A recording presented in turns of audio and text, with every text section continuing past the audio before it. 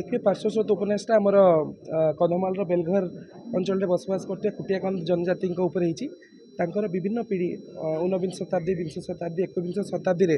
तांकर समाज संस्कृति और इतिहास किभली वास्तवता सहित संघात करथिला संग्राम करथिला एवं एपर्यंत से माने किपरि मुख्य स्रोत सहित से इंटराक्शन करछंती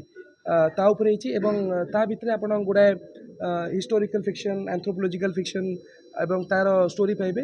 तेणु मुख्य उद्देश्य है जे एठिकार आमे जो जीवन जीविका कथा कहूचे समाज कथा कहूचे गोटे अणआलोचित समाज विषय एवं जीवन विषय भी जानवर सुजोग देवाई मुझे पुस्तक लिखी। सर आप निजे जन प्रशासनिक अधिकारी आपंकर गोटे लिमिटेशन रही जमी कहले कि जो लेखक हिसाब से लिखते बियंड लिमिटेशन पावर वो जिनटा को सर ये फोकस करेंगे माने जो आपंकर स्टोरी रे लिखा है तार सत्यता बर्तमान केते अछि से जिनटा को केते जेन देखिए उपन्यासटा गोटे फिक्शन किंतु फिक्शनटा आपणकर सत्यतार गली उपगली देकी सब बेले ही यात्रा करते तेणु चरित्र माने आपणकर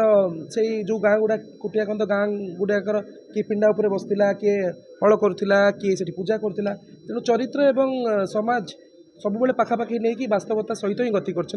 सामग्रिक भाव में यहाँ फिक्शन ही रही कि वास्तवता सब बेले छिटा ये पाइबे। कष्ट लगे कि प्रशासनिक अधिकारी एपर्यंत ए उपन्यास लेखार आप भी पढ़े जो विद्रोह मनोभितक आसी काली उतारी जो जगह लगी जे अन्याय होता लिखी तेणु मत लगुच संवेदनशीलता बेले बेले आपंक रेबेलियस जो क्यारेक्टर आसे से सब मनुष्य भितर रहा दरकार कारण जदि संवेदनशील जड़े हूँ रेबेलियस हम तेणु दीटा क्यारेक्टर आम प्रशासक मान भितर भी रही भी आम हे तो अधिक मानवीय मूल्यबोधरे आम माने मानवीय मूल्यबोधरे आम स्नात हो पार।